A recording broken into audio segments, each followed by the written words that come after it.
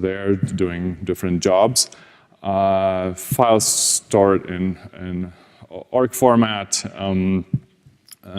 petabytes of data scanned daily with high concurrency. So that's their data warehouse solution there. Alongside that, they have a different setup, a SQL on MySQL solution. So they have a cluster of sharded MySQLs that is user-facing. It's backing their ad campaigns and analytics. So that has to do with the notifications you get on your phones and some ads there. So for this specific use case, they had very strong requirements for latency. They usually get sub-second latency there, a couple hundred milliseconds. So this is an example of a non-standard use of Presto, because usually thought as SQL on Hadoop, but I mean, yeah, it's SQL on anything you throw at it. And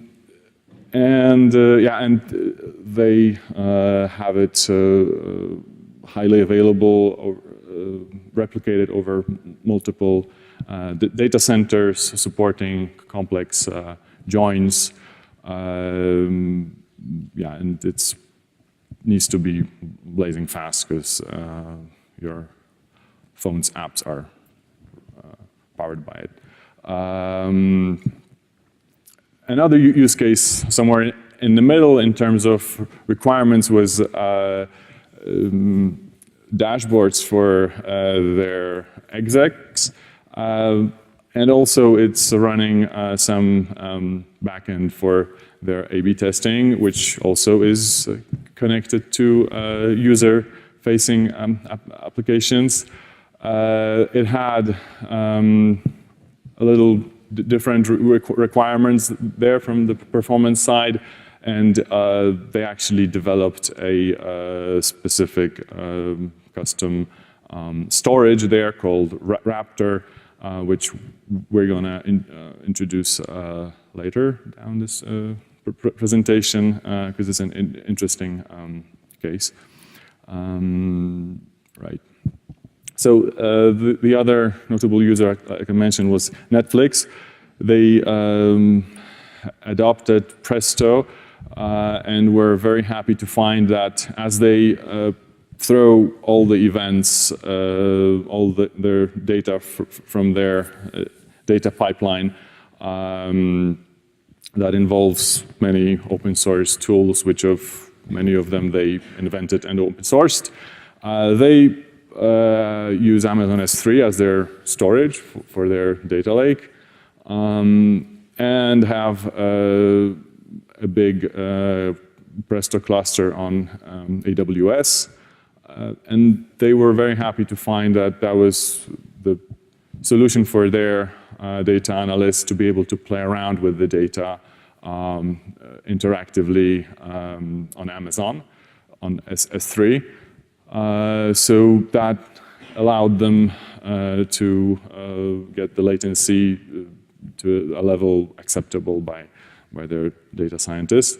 And actually, this shows how Presto could fit in a more complex ecosystem where it's used for a specific job. And once they found what they were looking for or discovered something, they slice and dice the data and load it onto their Teradata appliance for more in-depth analysis, regular reporting and such. Other example was Uber, over 200 nodes, 2 dedicated clusters. Twitter also committed a lot of code into Presto, over 200 nodes using Parquet. And also I'd like to highlight FINRA, which recently, I mean last year, joined the Presto users with over 100 nodes in AWS, also using S3 storage as Netflix. And this is one of the users that's supported by Teradata. And is happy since. Now my colleague will go into more of the architecture side. Hi. I want to highlight a bit high-level architecture of Presto. So this picture shows you that Presto is a distributed system with a single coordinator node and a number of worker nodes interconnected over a high-capacity network. And if you think of the query flow, everything starts with client, which is a gray box on the left side of the picture.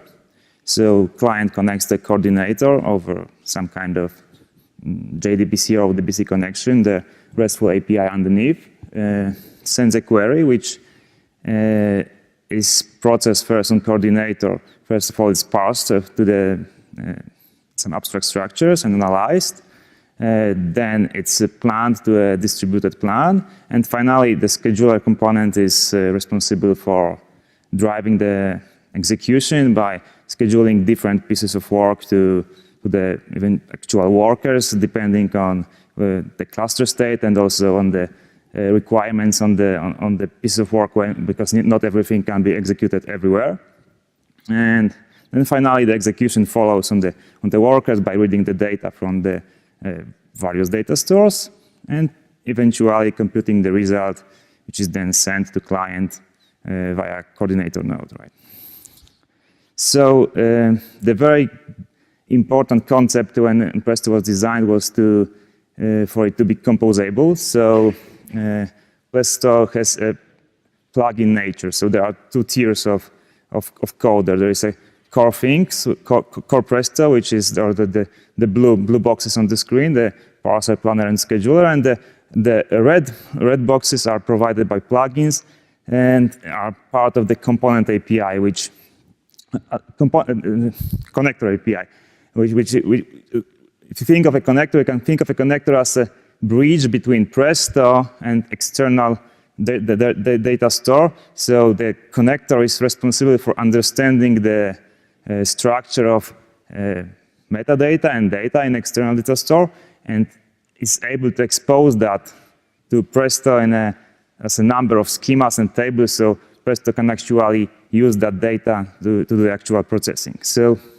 the first thing which you see here is a metadata API, which is used by the analyzer and parser component. It's exposing the types of tables, and so stuff like that. So analyzer can do its job, and it also gives you the callbacks which can allow you to perform the DL lookups, like creating tables in external data store and things like that. The other thing is data allocation API, which is used by scheduler component, and it gives the component information about the pieces of data which are then to be processed by the workers. So, for example, in case of Hive connector, it will be the splits, which represents the pieces of data on the HDFS file system. And finally, the data is accessed by data stream API and processed by the workers. So the connectors is the most important piece of functionality which is provided to Presto by plugin, but there are other things. Notable extensions that can be provided to Presto by plugins are, for example, also user-defined functions, which you can then use in queries like scalar and aggregates. The event listeners can give you possibility to plug in callbacks for changes in query execution. So yeah, that may be useful sometimes. And access controllers, for example, are providing the mapping between the user and permissions. So can specify that a given user is, for example, allowed to perform reads from a given connector, and they did. Yeah. So the important aspect when Presto was designed was the ease of deployment, so that it was to be very easy to start playing with that. So to achieve that, Presto is shipped as a single package, either TargZip or RPM package right now, and it is to be installed both the same thing both on the coordinator node and all the worker nodes. There is no need to hard code the cluster topology manually. There is auto discovery mechanism, so you just provide all the worker nodes in the configuration with the address of the coordinator, and it just starts working automatically. In terms of dependencies from the runtime environment, Presto has very minimalistic those, so you just depend on a recent JVM version, and if you want to use the Presto admin, which Teradata developed to ease up the administration of Presto cluster, you also need the Python runtime. Last but not least, Presto uses just a single port for network communication, both between coordinator and client, and also between Presto nodes themselves. All the communication is using either HTTP or HTTPS if you use encryption. So any changes to firewall setup or network setup in general should be fairly minimalistic. The other aspect is dependence on the infrastructure. So Presto is generally infrastructure agnostic. You can either run it on premise, on appliances, on commodity machines.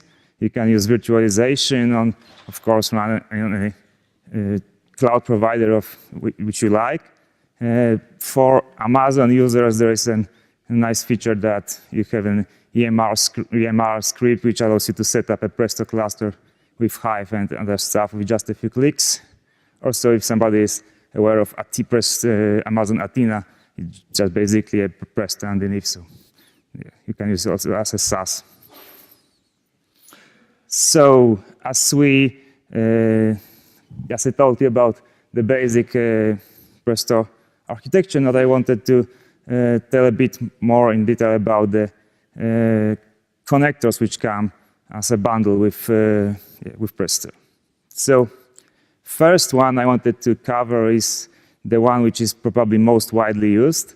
It's a Hive connector. So, it allows you to read data which is managed by the Hive system underneath.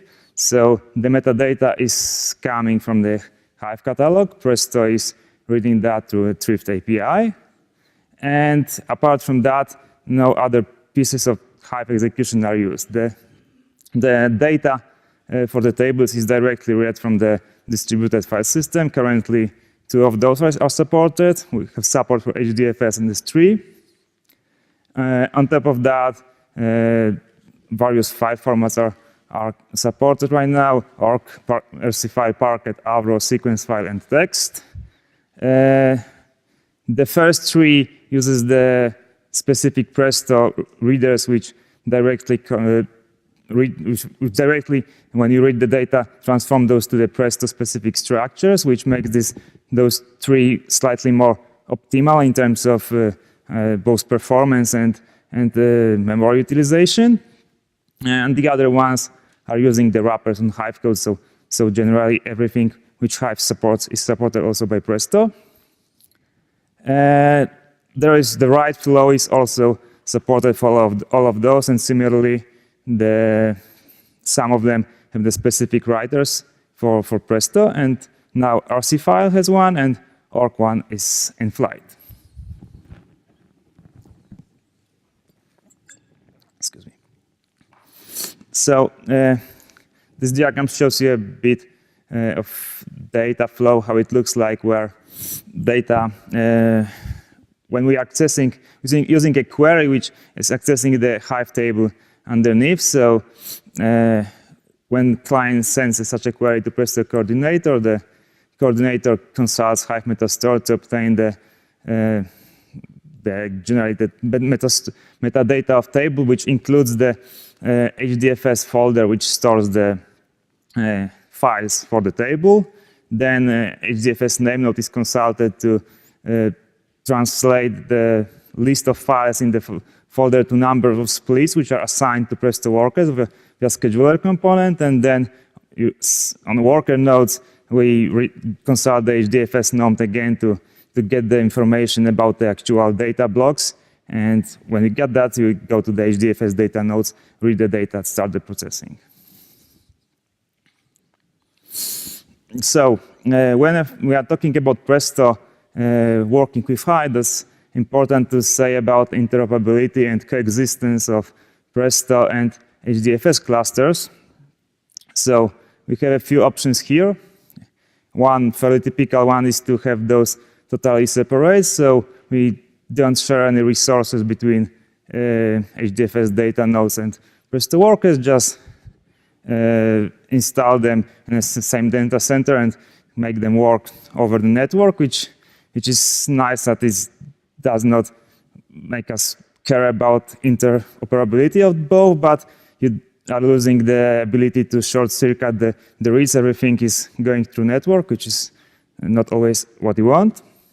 So on the other aspect, on the other side of the spectrum, we can collocate Presto work and HDFS data node together, which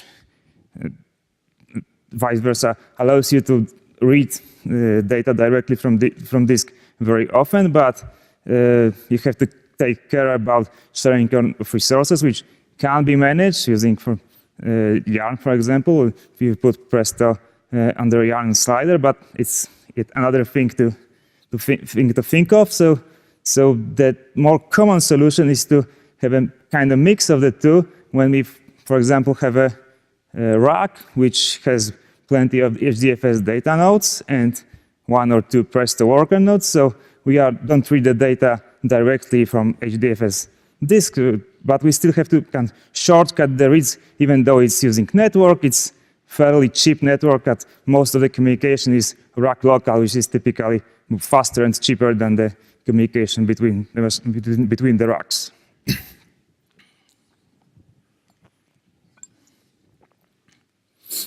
So the other connector I wanted to tell you about, which is slightly covered by Wojciech before, is Raptor.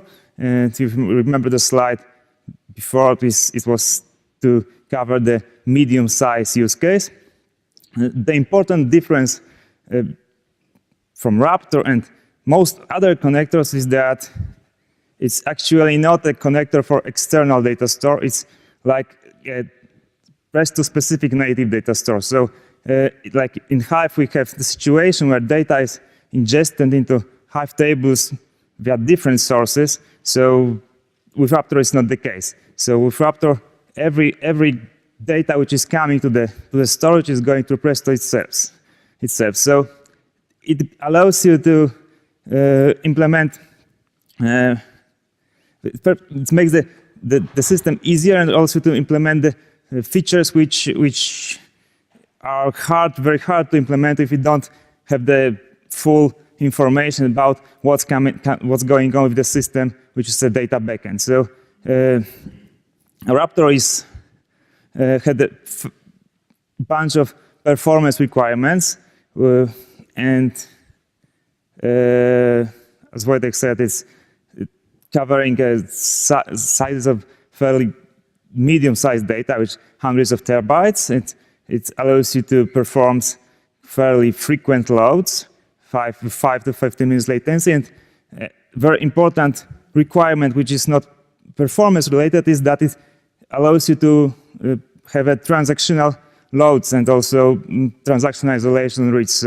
So that is main feature which requires that actually all data is going to Presto to be able to handle that.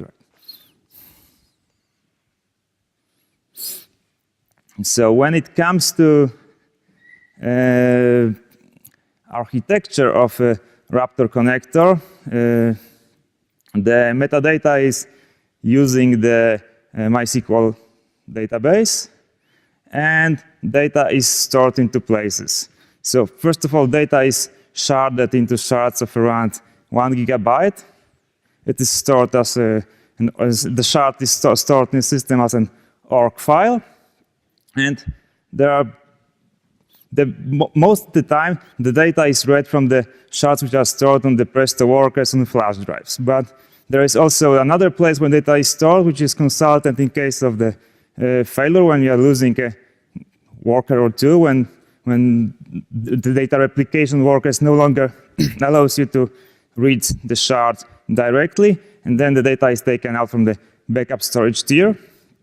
Currently, there are 2 implementations available in Presto. There is one which uses RESTful API to send and receive data from some external system, which is covered under an abstraction. And the other one just treats the local file system as a backup storage tier, which can make sense if you, for example, mount an NFS share or something like that on each of the Presto worker nodes. Yeah. So apart from that, a few more data sources are supported right now. The fairly important thing is that we can access the standard non-parallel databases, which can be treated as a good source of dimension tables mostly. So currently we support MySQL, PostgreSQL, and Microsoft SQL Server. The list is fairly easy to extend and will grow over time. The other connectors we have right now are mostly community-driven. It's Cassandra, Kafka, Redis, MongoDB, Elasticsearch, and Accumulo. And the level of support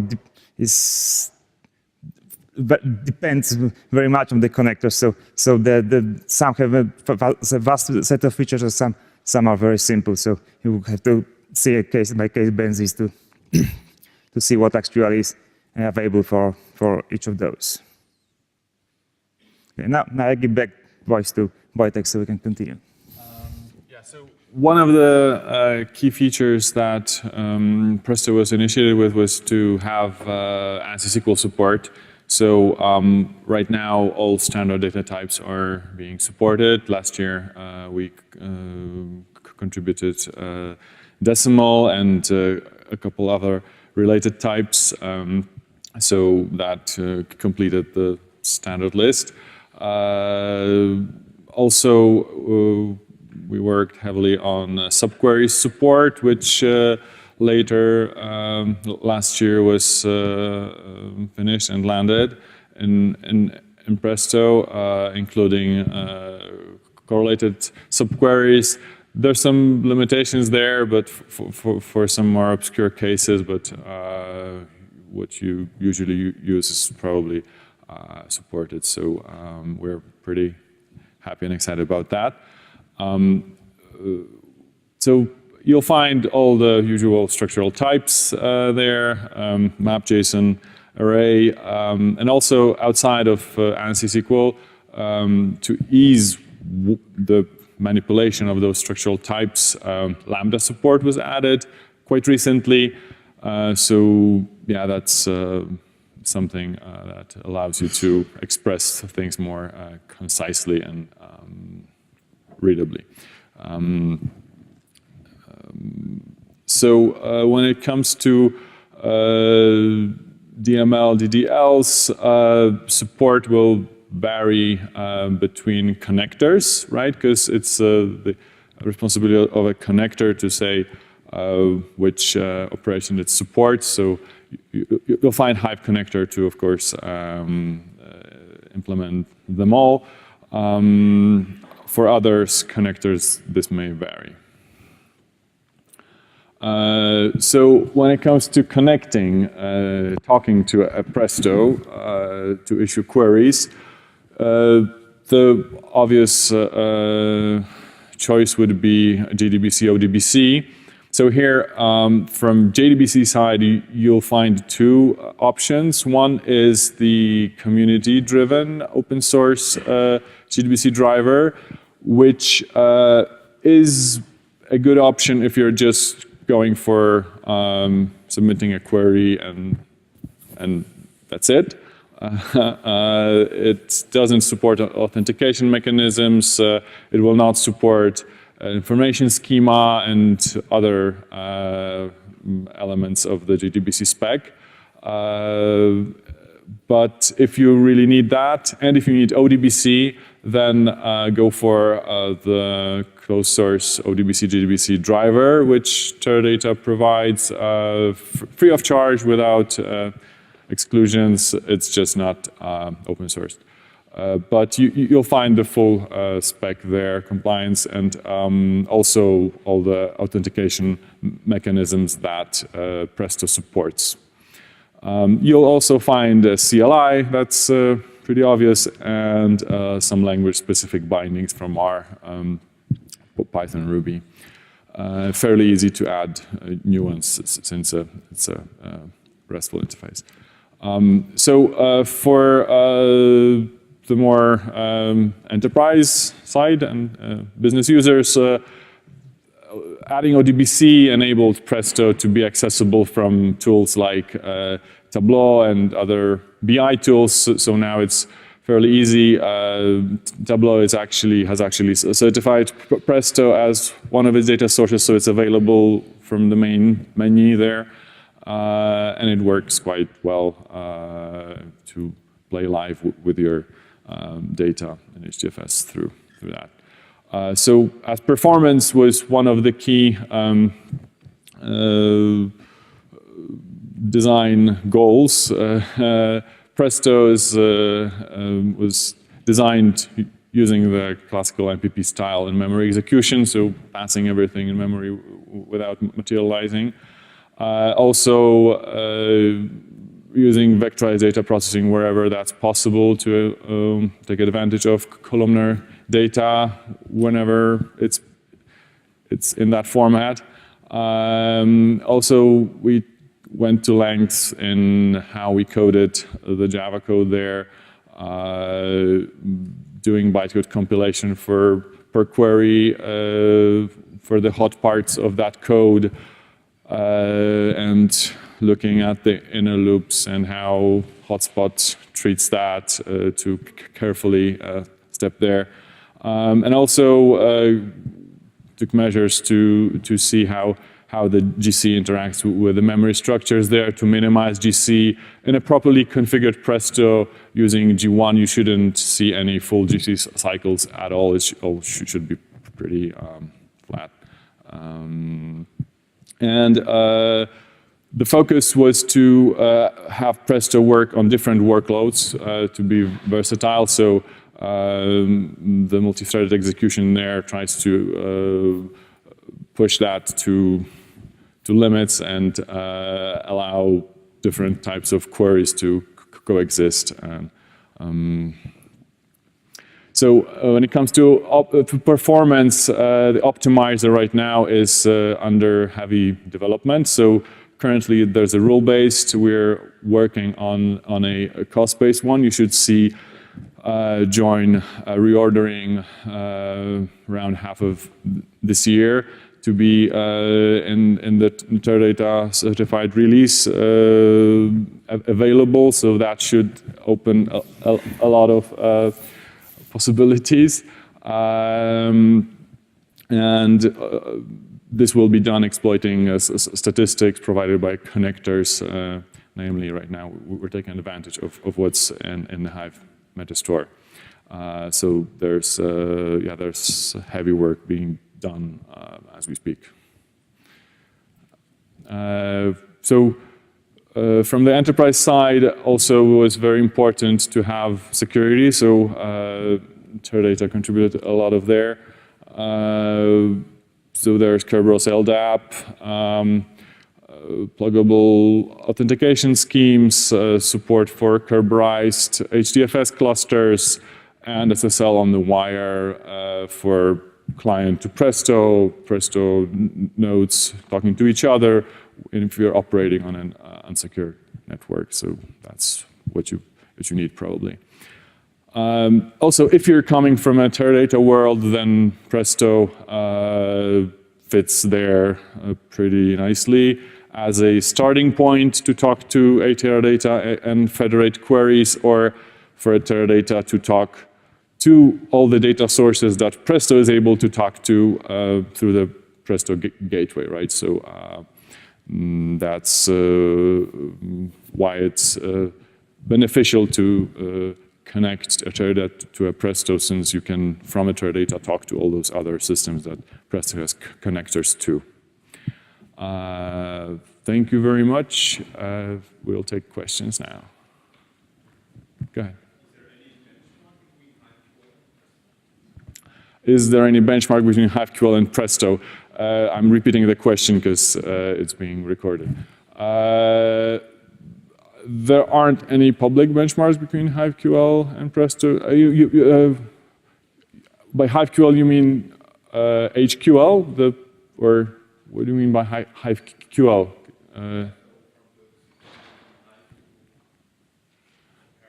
Okay, sorry, I mixed up. HQL is a Teradata product, and I thought you were talking about that. Between Hive and Presto, there are multiple benchmarks being published by different people, and they show whatever someone wants to show. So even on some talks on this conference, you had some benchmarks highlighting some things. So yeah, different queries have different requirements, and whenever we produce a similar plan, we usually perform better. Right now, as I mentioned, we have a rule-based optimizer, so that's slowing us down. That should be not an issue after we introduce join enumeration, because that's what's the most important part of the optimizer. So yeah, we didn't publish any benchmarks. I mean, I'm engineering. I don't like to play that way. It's mm-hmm.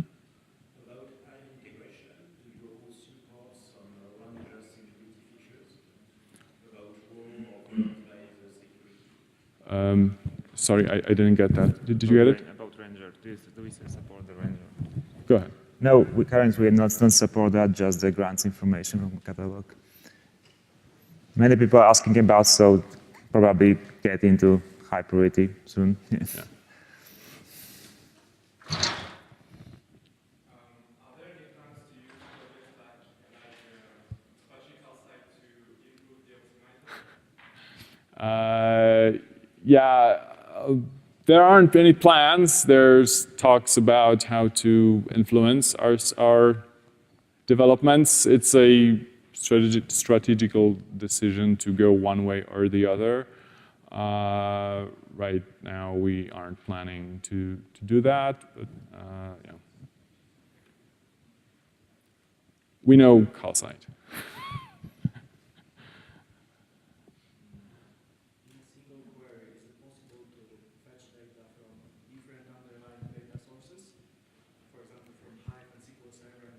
Yes.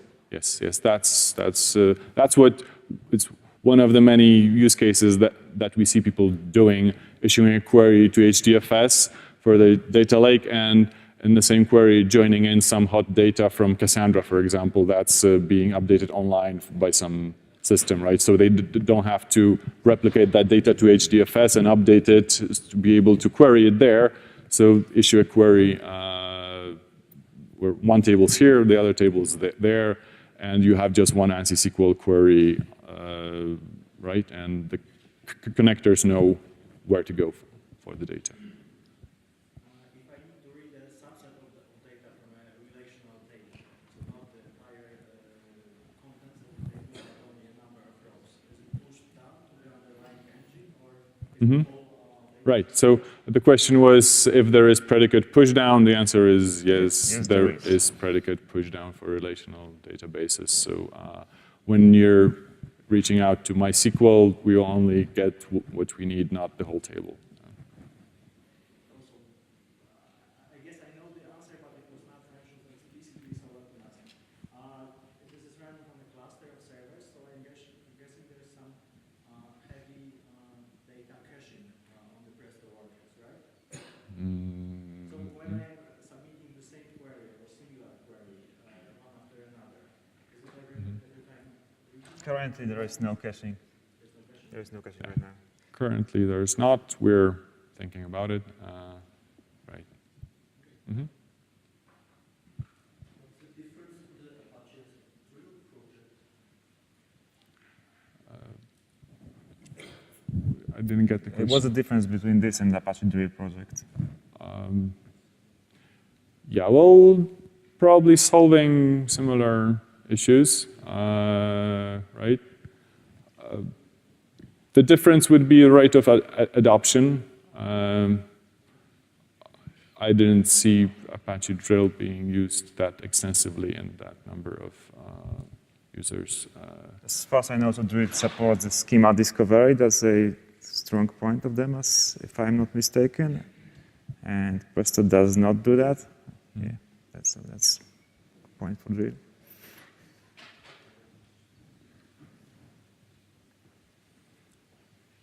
Any other questions? Anybody? Everybody wants to catch their flight. Okay. Yes. Same as us. Okay. Thank you very much. Thank you for coming. Hope that was useful.